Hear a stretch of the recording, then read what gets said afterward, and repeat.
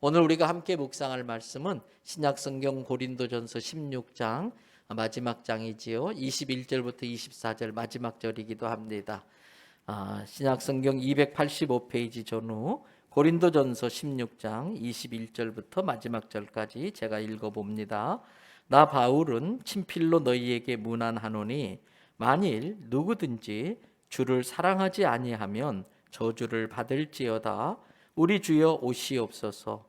주 예수 그리스도의 은혜가 너희와 함께하고 나의 사랑이 그리스도 예수 안에서 너희 무리와 함께할지어다. 아멘. 할렐루야. 오늘도 저와 여러분의 가정, 자녀 하는 모든 일들마다 하나님의 돕는 손길로 함께하시길 주님의 이름으로 축복합니다. 부득이하게 또 가정에서 영상으로 예배드리는 우리 성도들에게도 같은 은혜가 함께하시길 주님의 이름으로 축복합니다. 얼마 전에 어떤 분이 저에게 책을 한 권 선물해 주셨습니다. 클래식 음악 해설가로 활동하고 계시는 나성인 선생님이 쓴 리트의 마음 그리움이라는 책입니다. 리트라고 하는 것은 기타같이 생긴 악기를 가지고 독일 사람들이 이렇게 읊조리듯이 노래 부르는 아주 소박한 노래입니다. 리트의 마음 그리움이라는 책인데 그 책을 보니까 나성인 선생님이 그림과 그리움을 가지고 이런 글을 쓰셨더라고요. 보고 싶은 것을 손으로 그려서 보게 한 것이 그림이라면, 보고 싶은 걸 손으로 그려서 볼 수 있게 한 것이 그림이라면, 볼 수 없는 것을 마음에 혼으로 그려서 잊히지 않게 한 것이 그리움이다. 볼 수 없는 것을 마음에 혼으로 그려서 잊혀지지 않게 하는 것이 그리움이다. 이런 말을 하셨어요. 또 이 나 선생님은 계속해서 그 책에서 이렇게 말씀합니다. 그림은 눈에 보이지 않는 그리움을 눈으로 볼 수 있도록 표현한 것이다 라고 말합니다. 그렇습니다. 그림은 지금 내가 보는 순간에 감동을 주고 있는 것을 나중에도 또 느껴보고 싶어서, 그 감동을 또 느껴보고 싶어서 지금 보고 있는 걸 화폭에 담는 게 그림일 것입니다. 또는 과거에 경험했던 것들, 과거에 본 것인데 그게 또 보고 싶어요. 그게 막 그리워요. 그래서 그 마음의 그리움을 그림으로 드러낸 것이 그림일 것입니다. 여러분, 그리움을 그린 것이 그림이라는 뜻이겠지요. 이런 식으로 표현한다면 시도 마찬가지일 것 같습니다. 시도 지금 내가 보고 있는 것 때문에 느끼는 감동, 또는 내가 지금 만나는 사람 때문에 느끼는 감동, 이것들이 그냥 사라지는 게 안타까워서 나중에 똑같은 감동을 느끼고 싶어서 글로 정리해서 표현해 놓은 게 시라고 할 수 있을 것입니다. 우리 교회 중학교 국어 선생님 김미정 집사님이 계신데 제가 잘 표현했는지 모르겠어요. 고개를 끄덕끄덕 했으니까 맞는 것 같아요. 여러분, 모든 사람에게는 그리움이라는 것이 있습니다. 어른이 되면은 유년 시절 놀던 것들이 많이 생각이 나지요. 우리가 옛날엔 놀잇감이 없어서 깡통 하나 구해가지고 온 동네 아이들이 모여서 깡통차기라는 걸 했어요. 또 땅에다가 구멍을 파놓고 조금 막대기를 얹혀놔서 탁 쳐서 치는 자치기라는 것도 했습니다. 연날리기도 하고, 또 이렇게 논에 얼면은 그 어설픈 썰매를 만들어서 그거 밀다가 넘어지고 하는 그러한 추억이 있어요. 그 딱지가 뭐라고, 그거 가져가도 아무 쓸모도 없는데 그거 딱지 딸라고 그냥 친구들하고 싸웠던 그러한 기억들, 지금은 그게 그리움으로 남아있지요. 여행을 자주 다녔던 분들은 전에 가보셨던 곳에 대한 그리움이 있습니다. 한번 또 가보고 싶다, 또 보고 싶다, 그 여행의 맛을 또 느끼고 싶다. 특별히 요즘처럼 코로나로 인해서 외국을 못 나가는 경우는 아주 그것에 대한 그리움이 더 간절해지기도 해요. 또 어떤 사람은 사랑의 감정을 느꼈던 그 사람에 대한 그리움이 있어요. 소위 말하는 첫사랑, 이루지 못한 첫사랑에 대한 그리움이 누군가에겐 있을 수 있어요. 그런데 그 그리움은 조심해야 됩니다. 그게 짙어지면 아내한테 꼬잡힙니다. 어찌됐든 이런저런 그리움들이 있습니다. 그게 인간의 본능입니다. 인간이기 때문에 본능적으로 그리움들이 다 있는 것입니다. 그런데 인간이 느끼는 그리움 중에 조금 전에 말씀드렸던 그런 그리움과 차원이 다른 그리움이 있습니다. 특별한 그리움이 있습니다. 바로 영적인 그리움입니다. 그렇습니다. 모든 인간은 영적인 존재이기 때문에 영적인 것에 대한 그리워하는 마음이 있습니다. 이 그리움은 영적인 것이기 때문에 이 세상 어떤 것으로도 해소될 수 없는 그리움입니다. 여러분, 사람이 그러한 영적인 그리움을 가질 수밖에 없는 이유가 있습니다. 이것을 잘 깨달았던 솔로몬은, 그 지혜로운 왕 솔로몬은 그가 쓴 전도서 3장 11절에서 그 이유를 이렇게 설명하고 있어요. 우리 스크린 말씀 올려주시면 같이 읽어볼까요? 하나님이 모든 것을 지으시되 때를 따라 아름답게 하셨고 또 사람들에게는 영원을 사모하는 마음을 주셨느니라. 할렐루야. 하나님이 지으신 건 다 아름다워요. 때를 따라, 봄이면 봄, 여름이면 여름, 가을이면 가을, 때를 따라 참 아름다워요. 그러면서 그런 것들을 통해서 하나님을 알 수 있도록 하려고 우리들의 마음속에 하나님이 무엇을 주셨다고요? 영원을 사모하는 마음. 영원을 사모하는 마음을 우리에게 다 주신 것입니다. 그런데 우리가 알아야 될 게 있습니다. 이 영적인 그리움이 채워지기 전에는 사람은 절대 행복해지지 않는다는 것입니다. 이 영적인 그리움, 영혼을 사모하는 마음이 채워지기 전까진 그 누구도 행복해질 수가 없습니다. 이것이 채워지지 않으면 사람들에게 나타나는 현상이 있습니다. 공허함입니다. 이것이 채워지지 않으면 사람들에게 나타나는 현상이 공허함, 허전함입니다. 어떤 사람을 만나서 수다를 떨어도 이 공허함은 채워지지 않습니다. 사업이 잘 돼서 또 대박이 나서 억만금을 갖고 있는데도 왠지 모를 허전함이 그 사람의 마음에 남아 있습니다. 이 세상 그 어떤 걸 주어도 이 그리움은 해결되지 않습니다. 이 공허함이 채워지지 않는 이유에 대해서 저와 여러분들이 잘 알고 있는 프랑스 철학자 파스칼이 있습니다. 파스칼의 법칙도 만든 수학자이기도 과학자이기도 하지요. 이 파스칼이 한 유명한 말이 있습니다. 사람의 마음에는 하나님만이 채울 수 있는 공백이 있기 때문이다. 사람이 많은 것을 가지고 있으면서도 허전하고 공허한 이유는 사람의 마음에는 하나님이 채울 수밖에 없는, 하나님만 채울 수 있는 공백, 구멍이 있기 때문이다. 여러분, 그 구멍이 메꿔지기 전까지 인간은 절대 만족할 수 없습니다. 천하를 주어도 만족하지 못합니다. 그 이유가 뭡니까? 하나님이 사람을 만들 때 천하보다 귀하게 만드셨어요. 천하보다 큰 게 사람이에요. 그래서 성경의 가치는 한 사람의 생명을 위해서는 천하를 주고도 바꾸지 않겠다. 우리가 천하보다 크기 때문에 천하를 가져도 그 구멍을 메꿀 수 없는 겁니다. 오직 그 구멍을 메꿀 수 있는 분은 천하를 만드시고 우리를 만드시고 천하보다 크시고 우리보다 더 크신 하나님만이 그 구멍을 메꾸어 줄 수 있는 것입니다. 좋은 차, 좋은 집, 나를 사랑해 주는 사람, 처음엔 그런 것들이 나를 행복하게 해줄 수 있을 거라고 믿었습니다. 그렇습니다. 처음엔 그런 것들로 인해서 행복할 수 있습니다. 문제는 전부 다 유효기간이 있다는 거예요. 리미트가 있다는 거예요.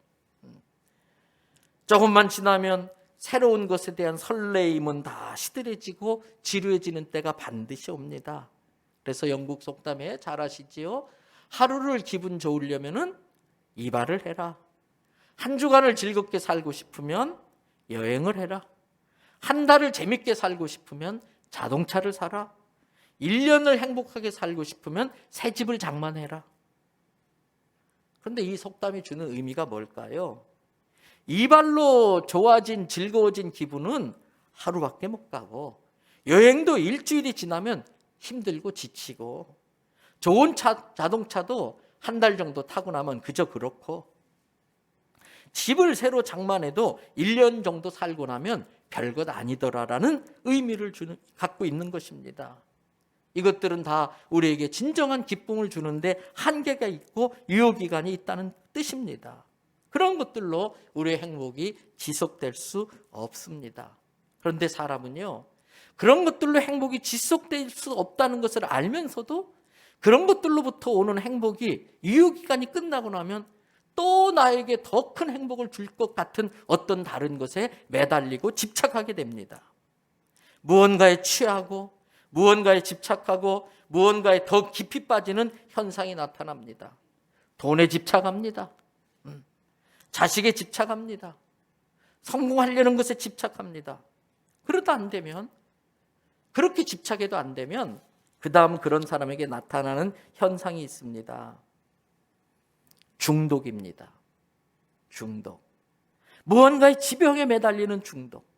그래서 마약 중독에 걸리기도 하고 알코올 중독에 빠지기도 하고 도박 중독 또는 변태적 성 중독에 빠지기도 하는 것입니다. 그런데 사람은 영적인 존재이기 때문에 그런 것들로 절대 만족하지 못합니다. 이 공허함을 채울 수 있는 분은 유일하신 하나님밖에 없습니다. 그 하나님이 주신 은혜에 대한 감사하는 마음, 하나님께서 내게 주신 것과 주시지 않은 것 다 하나님의 뜻이 있다는 것을 깨닫고 하나님이 내게 주신 것에 자족할 줄 아는 마음. 그래서 사도 바울은 데살로니가전서 5장 18절에서 잘 아는 말씀, 범사에 뭐 해하라? 감사하라. 히브리서 기자는 히브리서 13장 5절에서 다 같이 한번 말 읽어볼까요? 돈을 사랑하지 말고 있는 바를 족한 줄로 알라. 그가 친히 말씀하시기를 내가 결코 너희를 버리지 아니하고 너희를 떠나지 아니하리라 하셨느니라. 여러분, 지금 내게 있는 것이 다 떨어진다고 생각한다면 불안하고 절대 족할 수 없고, 그 말씀 그대로 띄워놔 주세요. 더 확보해야 된다고 하는 것이 인간의 본능이에요. 조금 전에 말씀 다시 한번 올려주세요. 히브리서 13장 5절. 그런데 오늘 말씀은 뒤에 뭐라고 그랬느냐? 하나님이 결코 너희를 버리지 않나. 하나님이 너희를 결코 떠나지 아니하신다. 그렇기 때문에 이게 떨어지면 하나님이 여호와 이레로 채워주실 거라고 하는 것이 우리의 믿음 되어져야 돼요. 그래서 하나님이 내게 주신 것과 또 안 주신 이유가 있어서 안 주신 것에 대하여 원망 불평하지 말고 자족할 줄 알아야 그 공허함과 허전함을 메꿀 수 있다는 것입니다. 공허함과 허전함을 이겨낼 수 있는 것은 범사에 감사하는 마음과 감사하는 마음을 빼앗기지 않고 사는 것이고 내게 주신 것에 자족할 줄 알며 사는 것이지요. 그리고 이 두 가지, 감사하는 마음과 자족하는 마음과 그 다음 꼭 필요한 게 한 가지 더 있습니다. 그것은 영원을 사모하는 마음이에요. 아까 솔로몬이 했던 것처럼 하나님께서 우리에게 영원을 사모하는 마음을 주셨기 때문에 그 영원을 사모하는 마음이 우리 속에 있어야 됩니다. 그런데 여러분, 그리움과 사모함은 다릅니다. 그리움은 가지지 못한 데서 오는 안타까움에서 오는 감정입니다. 가지고는 싶지만 가지지 못하는 것에서 오는 안타까움에서 생겨나는 감정이 그리움이에요. 사모함이라고 하는 것은 그리움과 좀 다릅니다. 언젠간 반드시 내가 가질 수 있다고 하는 소망이 담겨져 있는 게 사모함입니다. 때문에 성도는 인간이라 그리움의 감정을 어찌할 수 없지만 그 그리움의 감정에 사로잡히면 공허함과 허무함에 빠질 수 있어요. 성도는 나를 버리지 아니하시고 나와 함께하는 떠나지 아니하시는 하나님에 대한 믿음으로 영원을 사모하는 마음으로 그 그리움을 채워야 되는 것입니다. 여러분, 그래서 우리는 이 세상에 사는 동안 어쩔 수 없이 찾아오게 되는 그 그리움에서 오는 공허함과 그 그리움을 채우지 못하는 공허함과 허전함을 이겨낼 수 있는 것은 하늘의 것, 위의 것, 영원한 것, 신령한 것을 사모하는 마음이 있어야 할 줄로 믿습니다. 여러분, 우리 복음성가 중에 아름다운 찬양 2집 84번에 나오는 찬양이 하나 있어요. 4절로 된 찬양인데 4절부터 먼저 불러보고 1, 2, 3절을 불러보려고 그래요. 우리 반주 한번 해주실까요?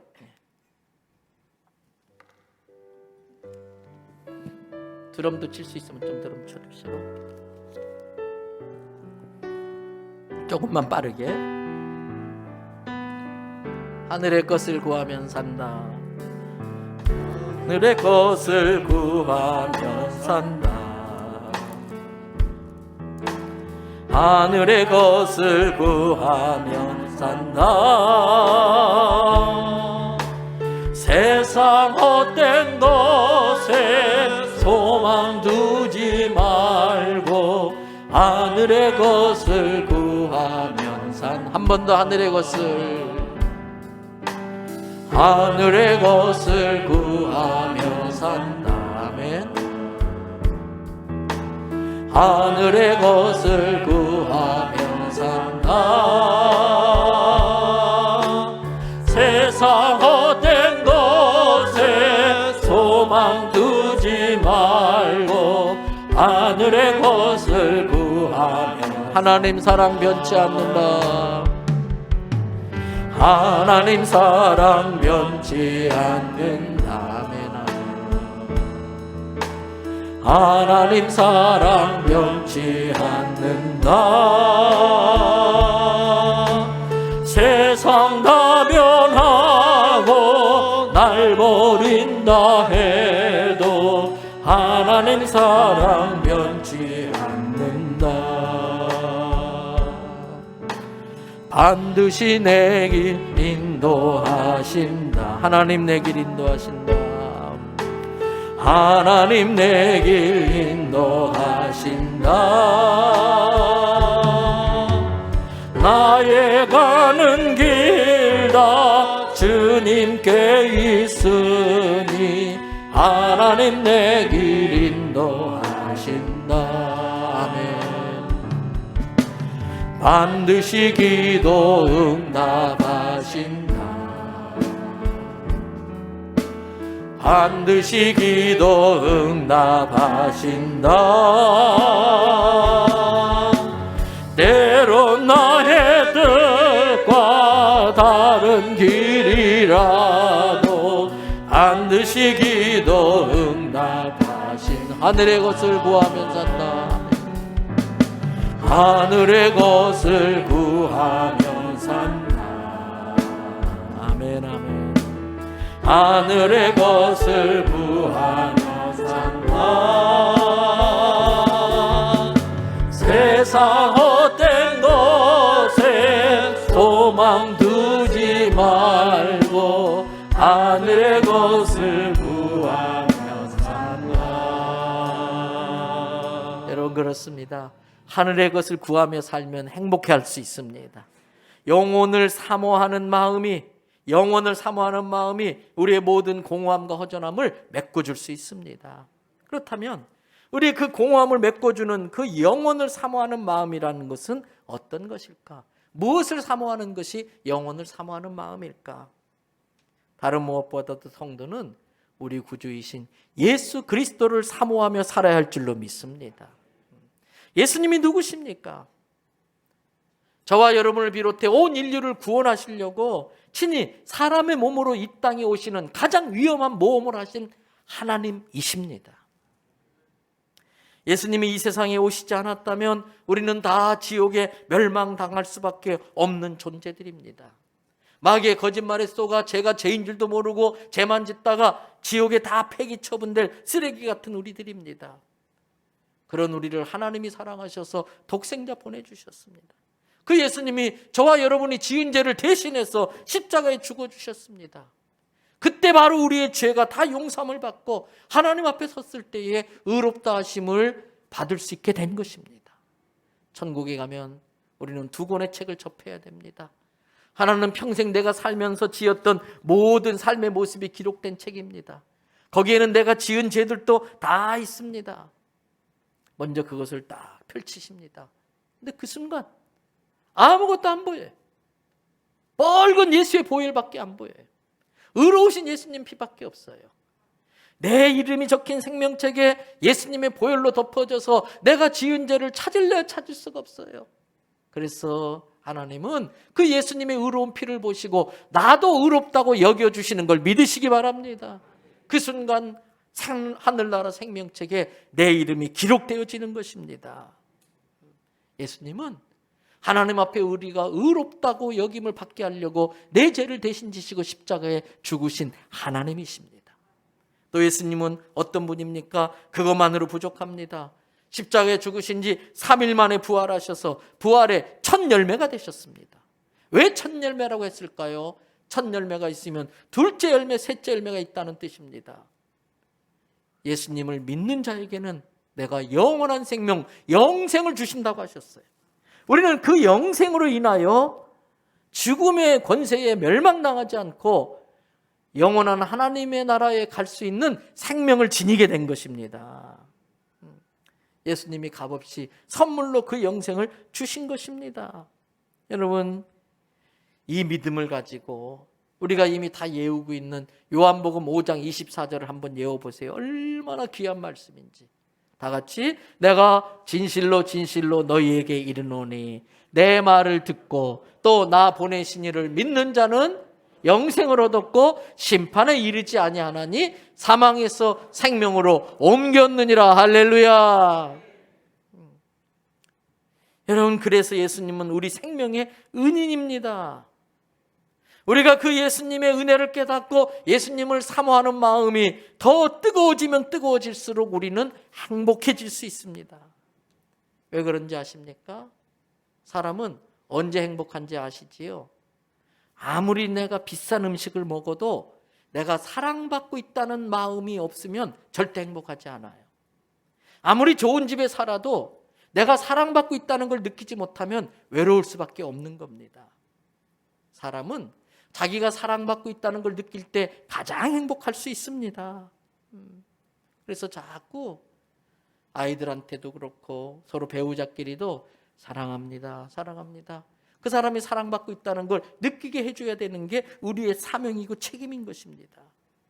여러분, 그런데 내가 어떤 존재입니까? 내가 어떤 존재입니까? 세상에서 하나님이 제일 사랑해 주는 사람이 나예요. 그렇다고 인상 쓰면서 시기하지 마세요, 저를. 하나님이 여러분도 그렇게 제일 사랑해 주시는 걸 믿으시기를 바랍니다. 하나님 사랑이면 되지. 하나님이 나 사랑해 주시면 되지. 나도 하나님 사랑하고 하나님도 나를 사랑하고. 그러면 오늘 행복해지는 거예요. 그래서 내가 행복해지기 위해서라도 하나님을 사랑해야 됩니다. 여러분, 혹시 내가 간이 안 좋아서 죽게 됐어요. 방법은 간 이식하는 것밖에 없어요. 근데 간 이식해줄 사람을 찾는 게 쉽지 않습니다. 근데 내가 전혀 알지도 못한 어떤 사람이 나에게 자기 간을 떼어주고 죽었어요. 그러면 그 장기를 이식받은 사람은 어떻게 살아야 됩니까? 그 사람이 간을 이식해 주셔서 다시 살게 됐다면 그 사람은 남은 인생을 어떻게 살아야 됩니까? 자기에게 간을 주고 죽은 사람에게 평생 감사하며 살아야 돼요. 그 사람 목까지 대신 살아내야 됩니다. 만약에 그 사람이 자녀를 두고 그렇게 죽었다면 내가 힘이 닿는 대로 그 자녀들을 돌보아 주어야 됩니다. 근데 이 사람이 다시 살게 됐는데 여전히 술을 마시면서 고주망태가 돼서 자기 간을 망가뜨리고 엉망진창 살아가지고 또 다시 간을 망가뜨렸어요.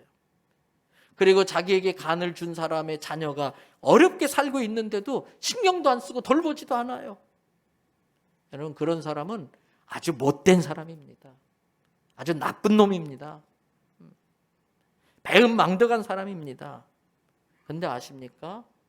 내가 바로 그런 못된 사람이 될 수 있어요. 내가 바로 그런 나쁜 사람이 될 수 있어요. 우리도 똑같아질 수 있습니다. 예수님은 우리에게 장기뿐만 아니라 자기 생명까지 다 주신 분입니다. 지옥에 갈 우리를 천국 갈 수 있게 해주신 분입니다. 하늘나라에서 영원히 살 수 있는 영생을 주신 분입니다. 우리는 모두 예수님께 한량없는 은혜, 갚을 수 없는 은혜를 받고 사는 것입니다. 그렇다면 우리는 나의 남은 생을 어떻게 살아야 될지 답이 뻔히 나옵니다. 간을 이식받은 사람이 그 남은 인생은 고마워하면서 새로운 삶을 살아야 하는 것처럼 우리들도 하나님의 자녀로서 하나님의 자녀답게 새로운 삶을 살아야 할 줄로 믿습니다. 오늘 본문 말씀이 바로 그 말씀이에요. 고린도전서 16장 22절 말씀 다 같이 함께 읽어봅니다. 만일 누구든지 주를 사랑하지 아니하면 저주를 받을지어다. 우리 주여 오시옵소서. 만일 누구든지 주를 사랑하지 아니하면 저주를 받는 것이 당연한 겁니다. 그러므로 우리는 그분의 은혜에 감사하며 살아야 됩니다. 그분의 은혜에 보답하며 살려고 해야 됩니다. 그분의 자녀이지만 여전히 마귀의 거짓말에 속아서 죄만 짓고 사는 그분의 자녀들을 우리가 신경 쓰고 돌보고 다시 하나님께로 데려오는 일을 해야 됩니다. 그분이 무슨 말씀하셨는지 그분의 말씀을 묵상하면서 그 말씀을 통해 그분의 뜻을 깨닫고 그분의 뜻대로 살려고 해야 됩니다. 그분이 우리에게 주신 이 한량없는 은혜에 감격하며 살아야 돼요. 날마다 감사하며 살아야 돼요. 여러분, 아름다운 찬양 50번에 또 찬양이 있는데 같이 한번 불러보십시다. 우리 반주도 해주시고.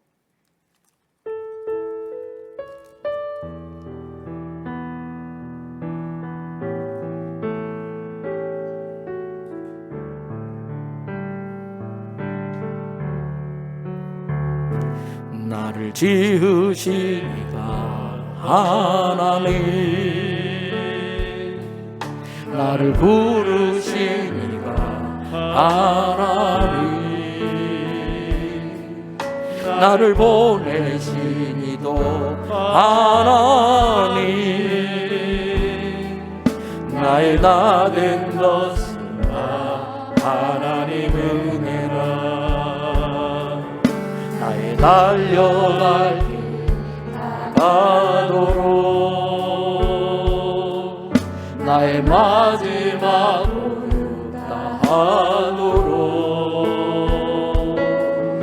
나로 그 십자가 품게 하시니, 나의 나 된 것은 다 하나님 은혜라. 한량없는 은혜, 갚을 길 없는 은혜, 내 삶을 애워싸는 하나님의 은혜, 나 주저함 없이 그 땅을 밟음도 나를 붙드시는